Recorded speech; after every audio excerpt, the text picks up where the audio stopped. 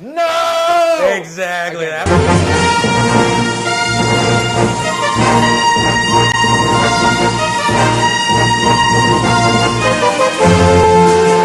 Hi, I'm Edwin Samuelson, and welcome to the Cine-Files. Today, as you can see, we're at Gotham City Lounge, which is a terrific little bar here in Bushwick, Brooklyn. As you can see, it's very comic book themed, and today we're going to be continuing off from our last week's episode. I have a He-Man pillow. We will not be talking about He-Man and the Masters of the Universe. This is just one of many wonderful toys here in Gotham City Lounge. My favorite bar in all of New York City. Thanks to the proprietor. Oh yeah, owner-proprietor Ray Torellis, who we'll be speaking with shortly. And hopefully he'll be making a drink for us. We'll get to see him make one of his wonderful drinks. And you know what would be special is if Ray created a drink called Cinephilia or the CineFiles beverage or something. That sounds like prefer the CineFiles instead of the Cinephilia. That sounds like a sexually transmitted disease, guys. But anyway, as you can see, like I said, we're here, and this is a comic book themed bar, and we're going to be talking about something kind of in that same round where we continue our conversation from last week, which is the Star Wars saga. We finished off with Return to Jedi, and so we're going to be continuing today with the new saga, or the prequels to the Star Wars saga. Abandon all hope as we talk about these. Yeah, as everyone knows, this I will go on a record, was probably the most anticipated film series ever. I mean, the sequels, these movies. George Lucas for years was debating what he should do them, or should I do them not? Should I do them? Should I do them? Should I do them? Whatever. He made them. It took 16 years. It took George Lucas to come up with this new series, and I mean, it was everywhere. People were talking about the casting choices. Sam Jackson is a Jedi Knight. Natalie Portman and Liam Neeson. None of those choices really seemed to really bug anyone. I mean, Ewan McGregor, I thought, was an inspired choice. Ewan McGregor was a great choice. In fact, they were actually at one time considering Kenneth Branagh, but I'm so glad they went with Ewan McGregor. Now, I have a great personal story about the very first one.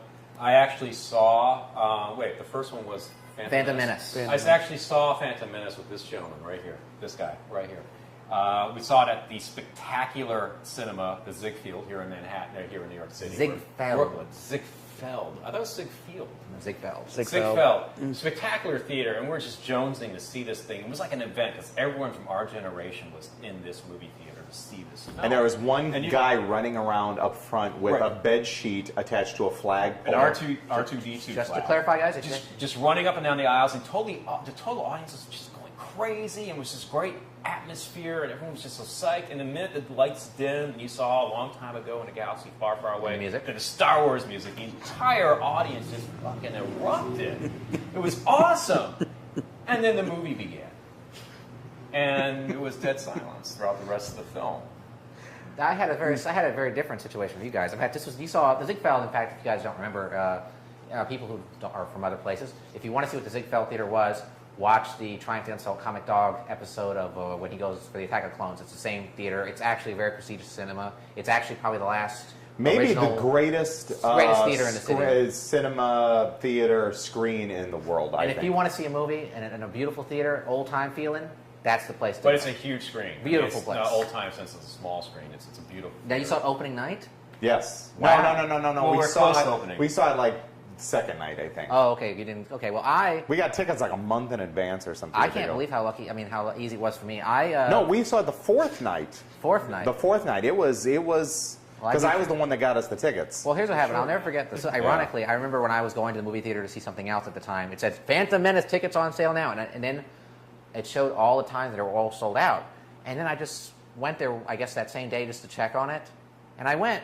And I was actually able to buy a ticket for the midnight screening. That one wasn't sold out, and it was halfway full. I was shocked. I was like, why come the next 3 days are sold out every single show? And it had 3 o'clock in the morning, 4 o'clock, 5 o'clock. But I was able to buy the first show, the first night it opened, the first screen. Everyone, like you said, went nuts. Half the theater that was, at 62nd, first and second cinema. And the movie begins. And I'm with my wife, and we're like, okay. Not bad. I mean, all right. Liam Neeson, I thought, was terrific. He was excellent. He was excellent. He was the only one I really felt captured the original essence of the original Star Wars. I disagree with that. I thought Ewan McGregor was the best part of the series. I thought he was good, but they didn't give him much to do. I mean, the other films he's given more to do. All I can say is that the only scene that starts in my mind as being a good scene, and I know I'm going ahead of myself saying what my favorite scene is, but is that lightsaber fight between them and Darth Maul.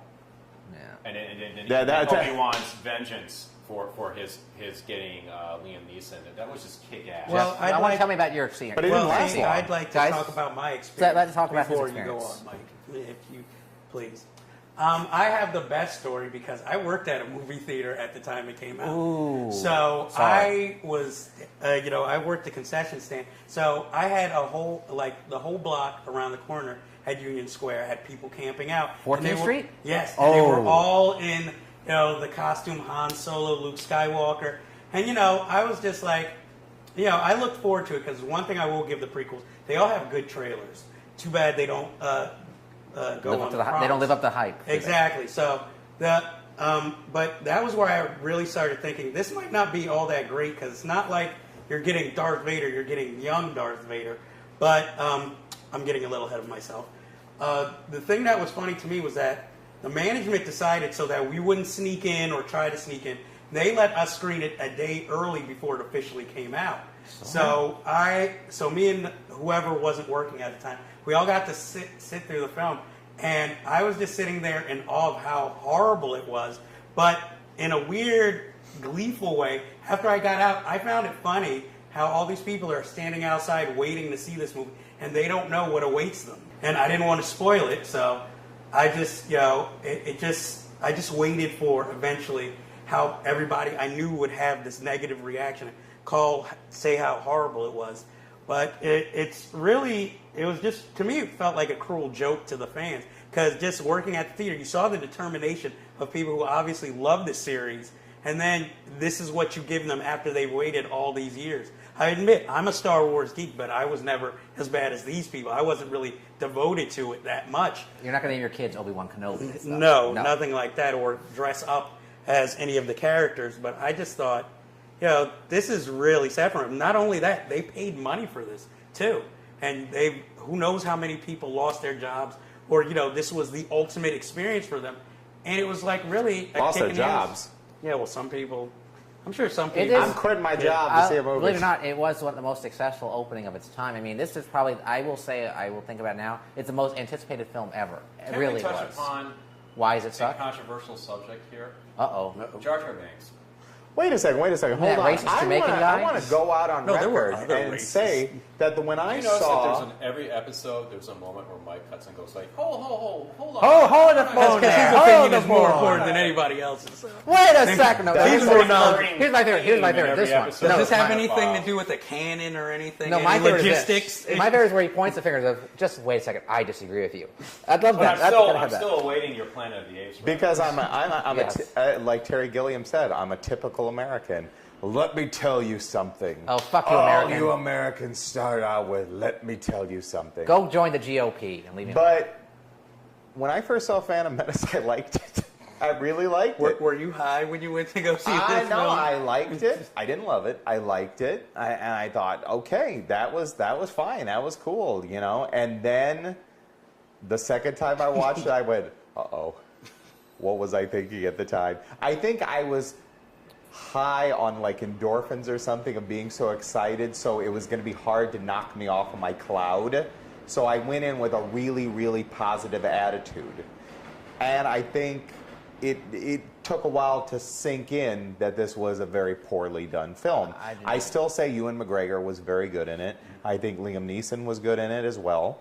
I think Jake Lloyd is unfairly scapegoated as being the reason why that movie dialogue was is ruined. terrible. Oh. I mean, it's not the little kid's fault that, his director couldn't work with him.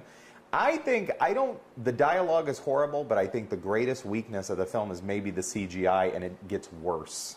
I think the CGI is very bad. I don't think it's the worst film in the series. In fact, I mean, you guys are probably going to go after me. I still think Return of the Jedi is worse. I don't. Well, actually, I was going to say, I had the same initial reaction as Mike did. I liked it when I first saw it, and then it dawned on me how you were just not excited. good it was. Yeah, You love the excitement. I was caught up in euphoria of a new Star Wars film, but I think it's still the best one of the last three.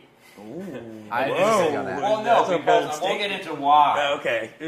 Because as each It's not the worst one, in my opinion. as it progressed, it became not so the heavily worst. reliant on CGI to the point where it was obviously CGI. It was like 99% an animated cartoon. I thought the first one was the Phantom Menace was the weakest of the new trilogy. I really do. Oh, No. I have to disagree. I can tell you this, disagree you guys too. are I gonna agree hate with me. the ones I think they're Well, going to we'll pick. hold off because I think But- Jeff and I agree on this one. Yeah, but I have to say though, as far as the Phantom Menace, I enjoyed more the action sequences towards the end, like the lightsaber duel, the stupid kind of screwball comedy with droids. Jake Lloyd, and activating the guns and shooting all the enemies, and and I enjoyed the race scene. But other than that, I really couldn't really get into It's too kiddie. I mean, But- like the but I Jar could- Jar Binks character. And yeah, that- but see, I could also see where some of the maybe the racial stereotypes that they accused him of were coming from, because it wasn't only Jar Jar Binks. They said that the certain aliens, they sounded too Asian-ish. well, there was And- the other one, the Jewish one. Remember Yes. Guado? Yes, I don't know if Come on, that's Skywalker, I'd make you a good deal. I mean, Yeah, it's so I stereotypical. really didn't look into that as much, but I could That- see where somebody would think I that. don't know the Asian villains, the Jewish merchant, And then they had the two-headed announcer. Come on. Yeah, They were that's kidding. a little, Just that's a grabbing little at too much. straws. Yeah, that Yeah. is grabbing at straws. I really think so. I just think it's too kiddie. And the problem Spike Lee calling Jar Jar Binks Jamaican. no, he needs to I shut don't know up. where He's that just an came idiot. from, but No, okay. but the thing that I didn't like about the movie is the strengths of the first one, which were the terrific characters, and also you had a great villain. This film doesn't have a good villain. Darth Maul shows up for like 10 minutes at the end, and it's like his fight scene is incredible, but he has no emotion. He's an And Christopher emotionless Lee's anger. character is introduced somewhat in this, right? No, He's he's, not- I didn't No, see he's that. number He's two. a sequel. No, He's a sequel. number two, okay. He's Count Yeah, Dooku. Count The Dooku. idea of Darth Maul is interesting, but They don't do anything there's with no pay. Yeah, he becomes Darth Sidious, right? No, Darth Maul is Darth Sidious is the is Christopher Lee. No, it's not Christopher No, Lee. is the Emperor. It's the Emperor. Oh, and then what's Darth? What's Count Dooku? He's a Darth. Count Dooku is Count Dooku. No, but he's also a Dooku. Darth too. No, he's not a Darth. I'm pretty sure he is. No, pretty sure he's not. I've always. Well, he is. Count Dooku. He's something that's funny. Is he's Count Dracula now? He's Count Dooku. You know, I mean. Or Just the name Dracula. Dooku. Yes. So let's. All right. the Well, anyway, second one goes- and also we gotta say the story is for the birds. There's nothing really happens. That's why it's very boring. All right, Attack Well, of the you know, Clones. when you said there's no good villain, basically it's a merchant federation that's the villain. Yeah, and it's like That we got talks that a lot in about America. the But intergalactic it's Wall Street. politics, They're the trying to whole make the film. Wall Street. You know. All right. Well, the sequel was titled Attack of the Clones, which I think it was a really ridiculous name. And Phantom Menace isn't much better. No, all the names except for the next one sucked, I thought. But Attack of the Clones was shot on the new HD 24p format, which at the time was very new and revolutionary, and it looks very new. Of course, Jake Lloyd was still too young to play this Luke Skywalker again.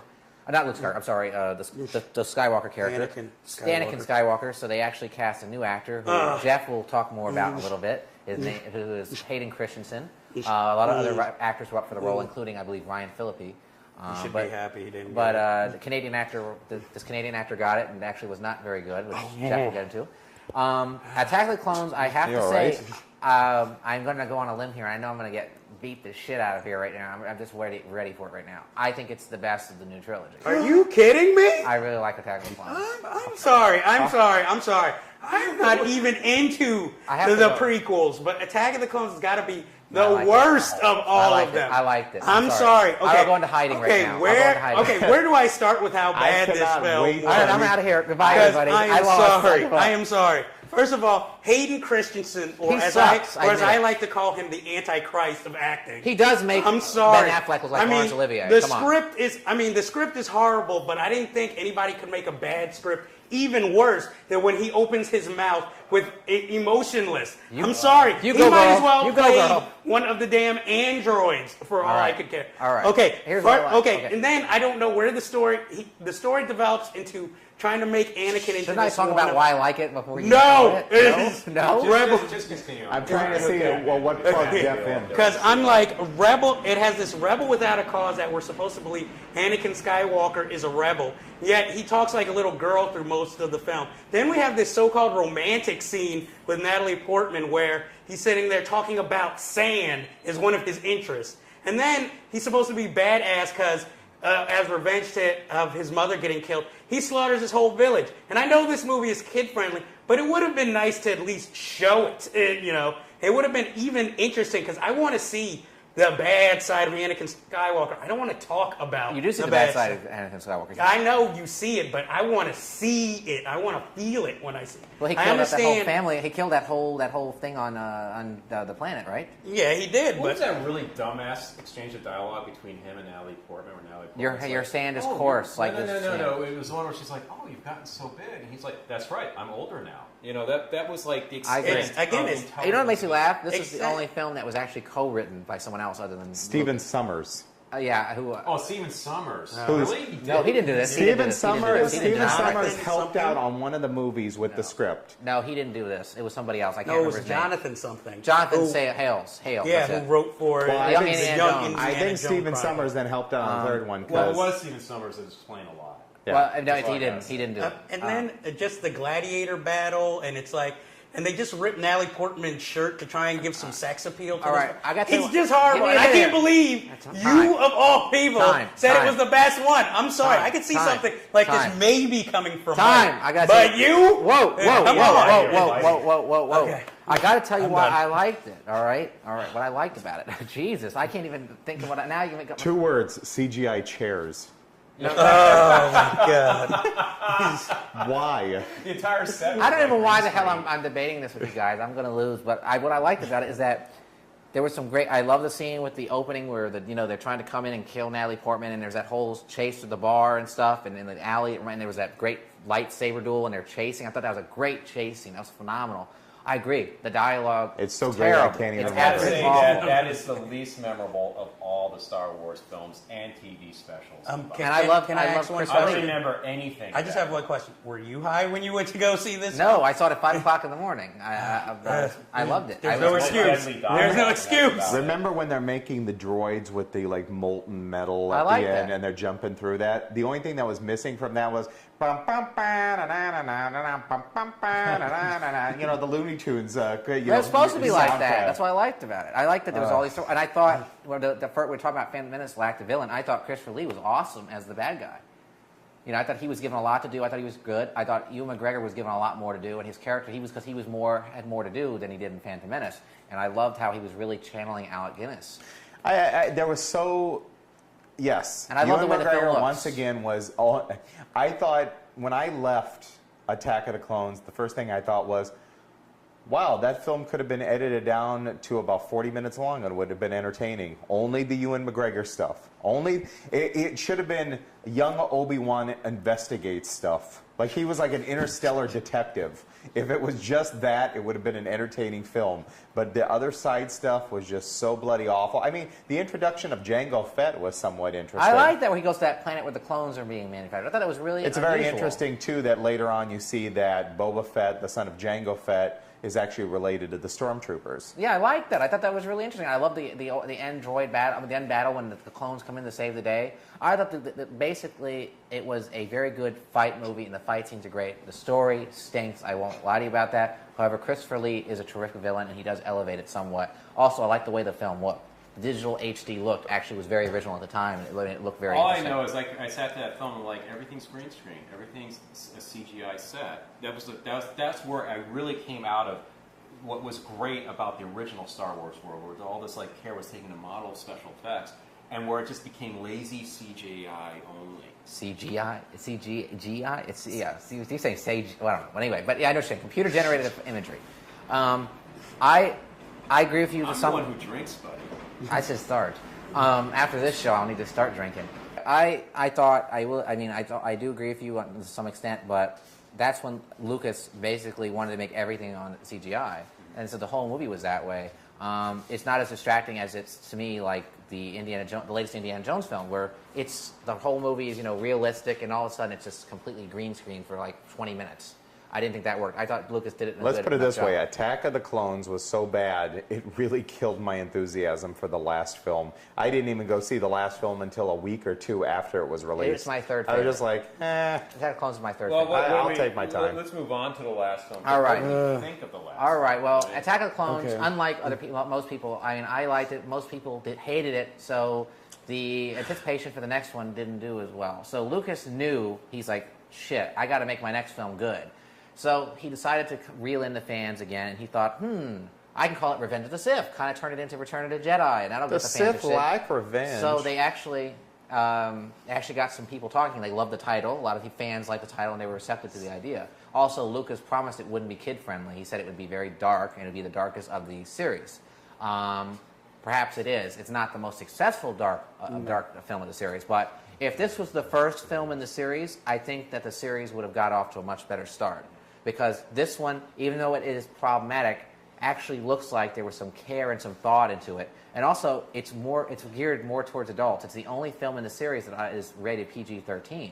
And there's some very disturbing scenes in here where Anakin is reduced to, rubble and burning. And I know you were happy to see him suffer. Okay. I don't know if a human being can be reduced This is to where I'm rubble. going to cut in. Okay, and cool. let me get into my thing about like A building can be reduced just to rubble. basic storytelling 101. It's one thing to have elements that are dark in a film. Does not necessarily make it dark. I agree with you on that. This was like an 11-year-old's idea of dark. I think. And I think that this was a film that reveals more than anything that George Lucas is a one-trick pony at this point of his life. If he's going to take charge of directing and screenwriting and overseeing everything else of his, he can't move beyond a certain maturity. It's really sad because his earlier films, I mean, like American Graffiti. THX is a really interesting, mature science fiction film. To a certain extent, American Graffiti, but I go back and look at that, and it doesn't hold up for me whenever I see it. I think it holds up better than THX 1138. But I'm sorry, but that last Star Wars film, it was just the idea of dark was so immature to me. It just annoyed the hell out of me. And I knew he was trying to make it more adult because tradition.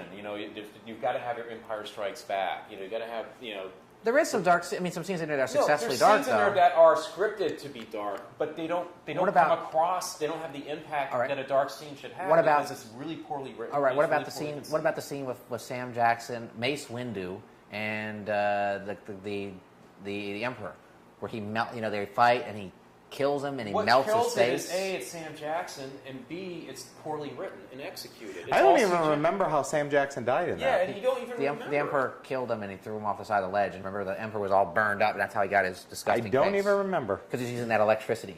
But the Emperor tried to do that with Luke Skywalker in the third Star Wars film. Did we think that was as dark? No. Well, see. But it was the same concept. And Well, I get what you're saying, but to me, what I agree with, but what I find watching the film is that, like you said, every time it attempts to go dark, something towards the end messes it up so that you can't take it any seriously. Like, okay, there's this battle between Ewan McGregor and Hayden Christensen, and he falls into the volcano pit, but then, after he's fallen into the pit, you keep having Ewan McGregor keep yelling stuff at him while he's in the pit.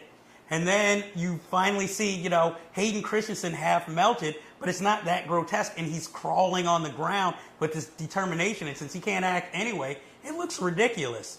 And then comes the most memorable part of the film, which I think is just totally ruins the film, is when he's, this whole scene where they're making it seem special. He's going into the Darth Vader armor, and then, he finds out that Padme has died. And I don't know who did the voice. I don't know if it was James Earl Jones or maybe Hayden Christensen's inflection. It was Jones. It is James Earl Jones. But his no! And I couldn't keep a straight face at that point. And I'm like, if this is supposed to be dark, obviously this film has lost its mark. No, the best was when he did the Frankenstein The walk. bit, pulling up.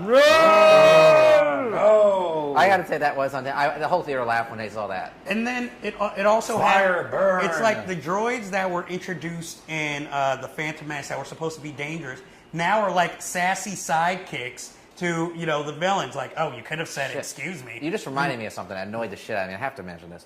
In the first Phantom Menace movie, you see Anakin Skywalker create C-3PO and R2-D2, and Obi-Wan Kenobi knows who they are, but he never ever acknowledges them in the original trilogy. You remember? It got to agree with me on that. It's like, what C-3PO, R2-D2? What are you doing here after all these years? I mean, I got to mention. I'm sorry. That just made me think Darth about Vader that. in the New Hope, he walks right by him. I mean, it's just. I just built you guys, but whatever. Yeah, it's like, yeah, it's They're like, just yeah, like yeah, toys. that's right. I forgot about that. What the fuck? He completely fucked up everything. Why would he even do? Oh, fuck you, Lucas. I have nothing else to say about it. Okay, so I didn't really do this with the first two, but what were your guys' favorite scenes from? No! Exactly. I That can't would, Well, you it didn't just even cracked say me what up. the name of the film was. Revenge of the Sith, I said. Remember I Revenge of the said that's Sith, why okay. they liked their. There's that cool lightsaber site. Site. Sight. There's a lightsaber site. Lightsaber website. Lightsaber fight between Dooku and Yoda. Which is really cool. That's actually, believe it or not, I believe that's in the previous entry, my friend. Oh, is it? Okay. Well, then the only other thing I could think of is that scene where That is a great scene, by the way. Obi-Wan's left Darth Vader behind in that like molten lava thing, and it's kind of an interesting moment. I do like how they set up Just the left sequel, this one, for the original series. You know, like how you see, like, you know, the twins being, you know, what was it? Like Luke is taken to Tatooine, and you see But you know, the Leia movie given to also, that. like, also the problem I have with the last three films in general is because it becomes such an iconic thing that all these actors came forward and said, "I'm a Star Wars fan. I want to be in your film." So you have all these like annoying cameos, like Samuel Jackson, Jimmy Smits. You know, Well, you forget who was supposed to be in the second one, don't you? who was supposed to be in the second one? They actually cut him out, but they filmed it. The Backdoor Boys, I like to call them. The Backstreet Boys. I'm not joking. They were actually, or was it NSYNC? Excuse me. One of those two loser bands were supposed to be in. Were actually filmed for the Attack of the Clones, but Didn't you love Jimmy Smits when they first launched the Star Destroyers, and all Jimmy Smits can do is this? why am I in this? Just like they're launching Star Destroyers to conquer the galaxy, and all he could do is like rub his furrowed brow, like, "Oh, my Time out. head hurts. I've got such a migraine." These damn mosquitoes are driving me crazy. This will definitely. I hope to God Definitely, this will not be edited out at all. that will be in. This is the credits. This is the credit sequence right here. That's not going in the tape, dude. These are the end credits, ladies and gentlemen. Last hurrah for chivalry. There you go. Yeah. Why don't you use the sword from the He-Man? Yeah, that would be better. All right, yeah, that's. Would you put that limp thing away? Yeah, it is pretty limp, Please isn't put it? that down. It's limp. That's- It's limp. All right, well, let's go over this real quick. Let's do a quick recap before we end. Let's recap this. The best film in the series, we all agree, is Empire Strikes Back. Second would be Star Wars. For me, Attack of the Clones, fuck you. 4 would probably be Wait, what? Revenge of the Sith, Phantom Menace, and then Return of the Jedi. What about you? I'm going to do something different. I'm not going to even answer that question. I'm going to like switch things around. I want to know what your favorite moment from this episode was. My favorite one was when it was just outburst. That was amazing. That's the best outburst I think I've ever seen you do. Good thing I liked it. My favorite is just the just watching Edwin take 2 gloves to try and kill mosquitoes. That was It's awesome. fucking annoying as shit, man. Look at these fucking things. That's my favorite moment. That outburst. But just with the 2 gloves, it was just awesome. Look at these things. They're eating up our crew. Well, yeah. Thank you Brian. for joining us at Gotham City Lounge, the best bar in all New York City, and hopefully we're going to be talking. And But you gotta announce what are your favorites. Not only Announce does them. the Announce Gotham City Lounge offer many bits of comic memorabilia, but it offers, if you're a Star Wars fan, there are many things with Star Wars here. Lightsabers, Darth Vader's bust, We got Yoda right over behind here. Michael right there. You know, Star Wars figures. So it's a End really show now, must you? a geek's dream It's to a go fanboy's to. dream to come to this bar. It's a great bar. So you're making a drink here. Yeah, I hope I do it right. Yeah. This is one of our trademark drinks. We call it the Thing. It's supposed to be kind of orangey, but it looks kind of yellowish. But it's supposed to be one of our good ones. We have the Dark Knight, Silver Surfer, but this was the one that people. Silver Surfer, man. Well, I'm going to enjoy the Thing here. With once again, this is an actual drink named after Ben Grimm, the Thing. Very good. By one Ray Trellis, owner of Gotham City Lounge. Let's see. That's damn good. That is a damn good drink. Give us a description of the drink, Mike. Very fruity. It's very refreshing.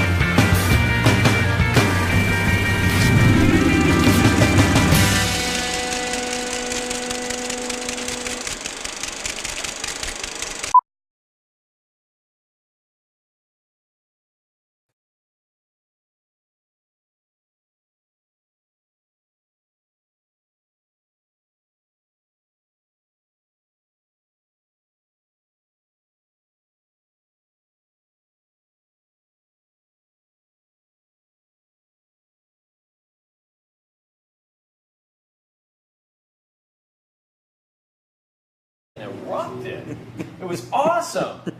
And then the movie began. And it was dead silence throughout the rest of the film.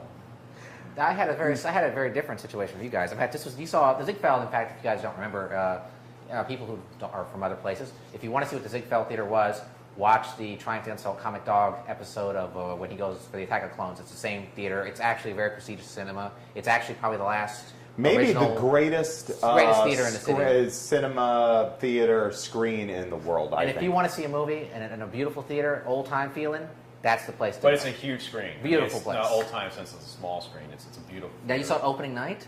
Yes. Wow. No. Well, we we're saw close it. to opening. We saw it like second night, I think. Oh, okay. You didn't. Okay. Well, we got tickets like a month in advance or something. I can't believe how lucky. I mean, how easy it was for me. No, we saw it the fourth night. Fourth night. The fourth night. It was because I was the one that got us the tickets. Well, here's what happened. I'll never forget. No! Exactly.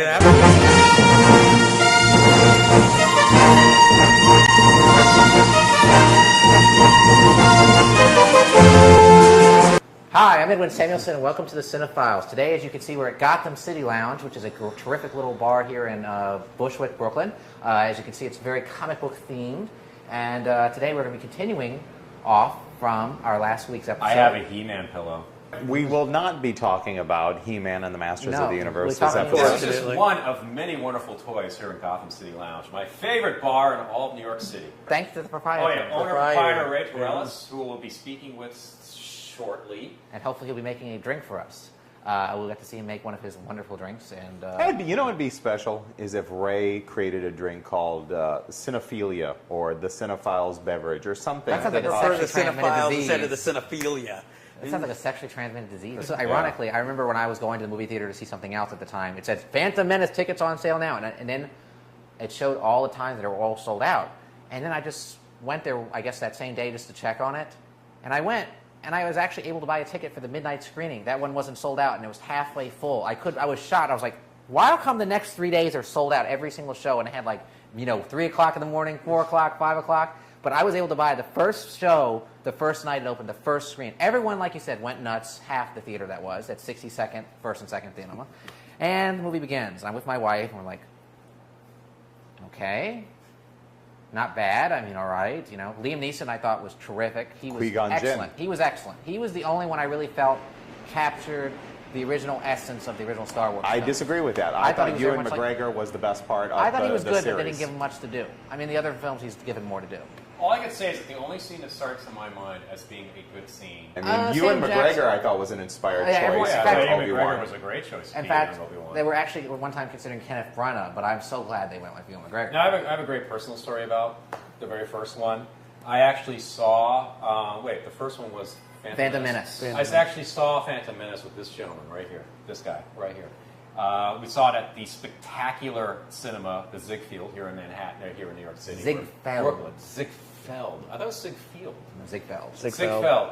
Spectacular theater, and we're just jonesing to see this thing. It was like an event because everyone from our generation was in this movie theater to see this film. And there was one And you- guy running around up front with Right. a bed sheet attached to a flagpole. An R2D2 Just to flag. clarify, guys, just running up and down the aisles, and the total audience was just going crazy, and it was this great atmosphere, and everyone was just so psyched. And the minute the lights dimmed, and you saw a long time ago in a galaxy far, far away, The music. and the Star Wars music, the entire audience just fucking. these guys.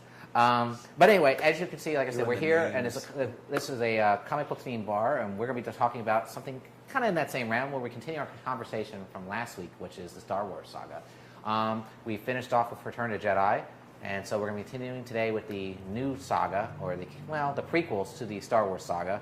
Abandon And, all hope as we talk about these. Yeah, as everyone knows, this I will go on a record, was probably the most anticipated film series ever. I mean, the sequels, these movies. George Lucas for years was debating what he should do them, or should I do them not? Should I do them? Should I do them? Should I do them? Whatever. He made them. It took 16 years. It took George Lucas to come up with this new series, and I mean, it was everywhere. People were talking about the casting choices. Sam Jackson as a Jedi Knight, Natalie Portman, and Liam Neeson. None of those choices really seemed to really bug anyone.